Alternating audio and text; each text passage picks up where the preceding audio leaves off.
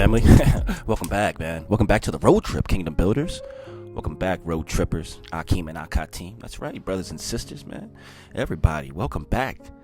Peace and blessings, man. Shalom, shalom. Peace and blessings to you, your dwelling places, your homes, right? Your children, loved ones, friends, and pets, man. Little fur babies. All that good stuff, man. Aunties and uncles, man. Grandmas and grandpas. Everybody in the house, man. Welcome back to the road trip. All right. All praises to the Most High, Abba Yahweh, man. Glory to Yahweh Shai. Honors to the Ruach HaKodesh. My love and my respect goes out to each and every single one of you. Okay? All right? All right. So here we are. Back here in the book of Second Maccabees. Second Maccabees. All right? It's got a little precept clip up here that it reads before it gets started. We can go ahead and check that out real quick. Let's see what it says. It says, Second Maccabees is a deuterocanonical book which focuses on the Maccabean revolt against Antiochus IV Epiphanes and concludes with the defeat of the Seleucid Empire general Nicanor in 161 BC by Judas Maccabees, the hero of the hard work. Unlike First Maccabees, Second Maccabees was written in Koine Greek, probably in Alexandria, Egypt, Mizraim, right? ca. 124 BC. It presents a revised version of the historical events recounted in the first 7 chapters of First Maccabees, adding material from the Pharisaic tradition, including prayer for the dead and the resurrection on Judgment Day. Yahudim, right, the Jews, and Protestants reject most of the doctrinal issues present in the work, while Catholics and Eastern Orthodox consider the work to be deuterocanonical. And that's what it says, all right? That's what it says. All right. Well, you can go ahead and get your scrolls out. I don't know if we're going to do 1 and 2 or just 1. I don't know yet, so we'll see. But go ahead and get your scrolls out if you want to follow along, and we'll go ahead and get started, all right? It's going to be 2 Maccabees, chapter 1. Let's begin.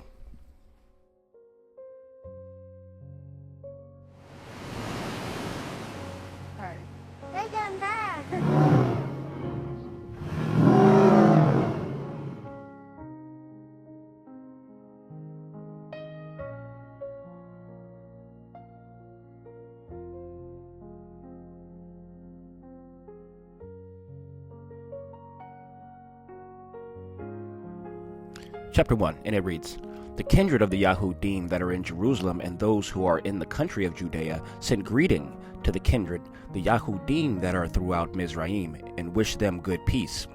And may Elohim do good to you, and remember his covenant with Abraham and Isaac and Yaakov, his faithful servants, and give you all the heart to worship him and to do his pleasure with a great heart and a willing soul, and open your heart in his law and in his statutes, and make peace, and listen to your requests, and be reconciled with you, and not forsake you in an evil time.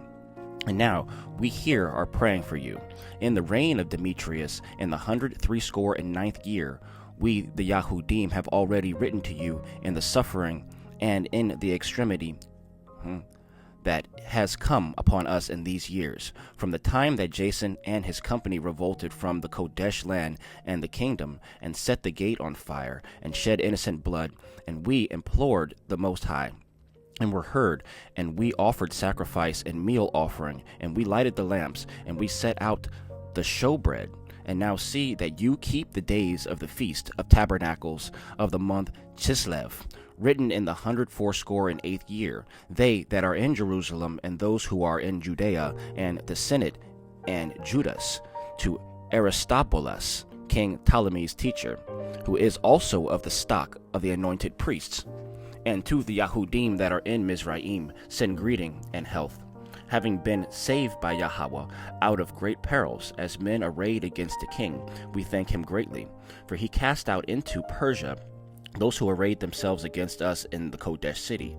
For when the prince had come, and the army with him that seemed irresistible, they were cut to pieces in the temple of Nehemiah by the treachery of Nehemiah's priests. For Antiochus, on the pretense that he would marry her, came into the place, he and his friends that were with him, and they might take a great part of the treasures in name of a dowry. All right. And when the priest of Nehemiah's temple had set the treasures out, and he was come there with a small company within the walls of the precinct. They shut to the temple when Antiochus was come in, and opening the secret door of the paneled ceiling, they threw stones and struck down the prince, and they hewed him and his company in pieces, and struck off their heads, and cast them to those that were without. Blessed be our Elohim in all things, who gave for a prey those who had committed impiety. All right, verse 18. Whereas we are now about to keep the purification of the temple in the month Chislev, on the 25th day, we thought it necessary to certify you thereof, that you also may keep a feast of tabernacles and a memorial of the 5, which was given when Nehemiah offered sacrifices, after he had built both the temple and the altar. For indeed, when our fathers were about to be led into the land of Persia, the godly priest of that time took of the fire of the altar, and hid it privily in the hollow of the well that was without water, wherein they made it sure, so that the place was unknown to all men. Now after many years, when it pleased Yahweh, Nehemiah, having received a charge from the king of Persia, sent in quest of the fire the descendants of the priests that hid it. When they declared to us that they had found no fire, but thick water, he commanded them to draw out thereof, and bring to him. And when the sacrifices had been offered on the altar, Nehemiah commanded the priests to sprinkle with the water both the wood and the things laid immediately. And when it was done, and some time had passed, and the sun shone out, which before was hid with clouds, there was kindled a great blaze, so that all men marveled. And the priests made a prayer while the sacrifice was consuming, both the priests and all others, Jonathan leading and the rest answering as Nehemiah did. And the prayer was after this manner: O Yahweh, Yahweh, O Most High, Elohim, the creator of all things, who are terrible and strong and righteous and merciful, who alone are king and gracious, who alone supply every need, who alone are righteous and almighty, right, and eternal. You that saved Yasharel out of all evil, who made the fathers your chosen, and did sanctify them. Accept the sacrifice for all your people Yasharel, and guard your own portion, and consecrate it. Gather together our dispersion. Set at liberty those who are in bondage among the heathen. Look upon those who are despised and abhorred, and let the heathen know that you are our Elohim. Torment those who oppress us, and in arrogance shamefully entreat us. Plant your people in your Kodesh place, even as Moshe said. And immediately the priests sang the hymns. And as soon as the sacrifice was consumed, then Nehemiah commanded to pour on great stones the water that was left. And when this was done, a flame was kindled, but when the light from the altar shone near it, all was consumed.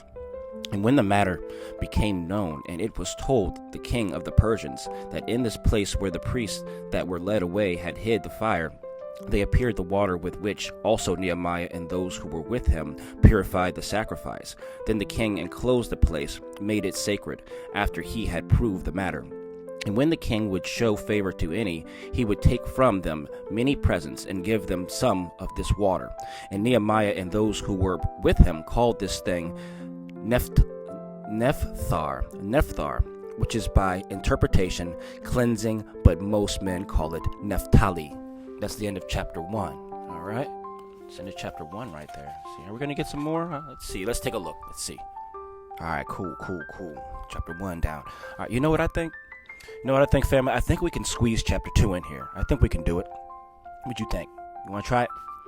All right, we're going to go for it. All right, let's go, man. Chapter 2, and it reads, It is also found in the records that Jeremiah the prophet commanded those who were carried away to take of the fire, as has been signified above, and how that the prophet charged those who were carried away, having given them the law, that they should not forget the statutes of the Most High, neither be led astray in their minds, when they saw images of gold and silver, and the adornment thereof. And with other such words exhorted he them, that the law should not depart from their heart. And it was contained in the writing, that the prophet, being warned of Yahweh, commanded that the tabernacle and the ark should follow with him, when he went out into the mountain where Moshe went up, and saw the heritage of Yahweh. And Jeremiah came and found a chamber in the rock, and there he brought in the tabernacle and the ark and the altar of incense. And he made fast the door, and some of those that followed with him came there, that they might mark the way and could not find it. But when Jeremiah perceived it, he blamed them, saying, Yes, and the place will be unknown until Yahweh gather the people again together, and mercy come. And then will the Most High disclose these things, and the glory of the Most High will be seen, and the cloud. And also it was shown with Moshe, as also Solomon implored, that the place might be consecrated greatly. And it was also declared that he, having wisdom, offered a sacrifice of dedication and of the finishing of the temple. So we would have it now. As Moshe prayed to the Most High, and fire came down out of heaven and consumed the sacrifice, even so prayed Solomon also, and the fire came down and consumed the burnt offerings. And Moshe said, Because the sin offering had not been eaten, it was consumed in like manner with the rest. And Solomon kept the 8 days. And the same things were related both in the public archives and in the records that concern Nehemiah, and how he, founding a library, gathered together the books about the kings and prophets, and the books of David, and letters of the kings about sacred gifts. And in like manner, Judas also gathered together for us all those writings that had been scattered by reason of war that befell, and they are still with us. If therefore you have need thereof, send some to fetch them to you. Seeing then that we are about to keep the purification, we write to you. You will therefore do well if you keep the days. Now Yahweh, who saved all his people and restored the heritage to all, and the kingdom, and the priesthood, and the hallowing, even as he promised through the law. In Yahweh have we hope, in the Most High have we hope, that he will quickly have mercy upon us and gather us together out of all the earth to the Kodesh place, for he delivered us out of great evils and purified the place. Now the things concerning Judas Maccabees and his kindred, and the purification of the great temple, and the dedication of the altar, and further the wars against Antiochus Epiphanes, and Eupator his son, and the manifestations that came from heaven to those that vied with one another, and manful deeds for the religion of the Jews, the Yahudim, so that being but a few, they rescued the whole country, and chased the barbarous multitudes, and recovered again the temple renowned all the world over, and freed the city, and restored the laws which were like to be overthrown, seeing the Most High became gracious to them with all forbearance. These things I say, which have been declared by Jason of Cyrene in 5 books, we will essay to abridge in one work, for having in view the confused mass of the numbers, and the difficulty which awaits those who would enter into the narratives of the history by reason of the abundance of the matter. We were careful that they who choose to read may be attracted, and they who wish well to our cause may find it easy to recall what we have written, and that all readers may have profit. 26. And although to us, who have taken upon us the painful labor of the abridgment, the task is not easy, but matter of sweat and watching, even as it is no light thing to him that prepares a banquet and seeks the benefit of others, yet for the sake of the gratitude of the many, we will gladly endure the painful labor, leaving to the historian the exact handling of every particular, and again having no strength to fill in the outlines of our abridgment. For as the master builder of the new house must care for the whole structure, and again he that undertakes to decorate and paint it must seek out the things fit for the adorning thereof, even so I think it is also with us, to occupy the ground and to indulge in long discussions, and to be curious in particulars becomes the first author of the history. But to strive after brevity of expression and to avoid a labored fullness in the treatment is to be granted to him that would bring a writing into a new form. Here then, let's bring the narration only adding so much to that which has been already said, for it is a foolish thing to make a long prologue to the history and to abridge the history itself. That's the end of chapter 2. All right. And we're going to start back on chapter 3 next time. All right. So I don't think that was too long, man. 1 and 2 was good. That's not too bad. All right. So I appreciate y'all for riding along with me on this one, though. You know, I didn't know I was going to come back this soon. I thought I was going to probably hit it in the morning, but oh well. I felt like I had enough energy. I was awake and I was looking at the book, so I might as well go ahead and drop 1 and 2. So anyway, thanks for being with me. Shalom, shalom. Peace and blessings to all of y'all. I love you, man. All praises to the Most High. I'll see you soon on 3. I love you. Yeah.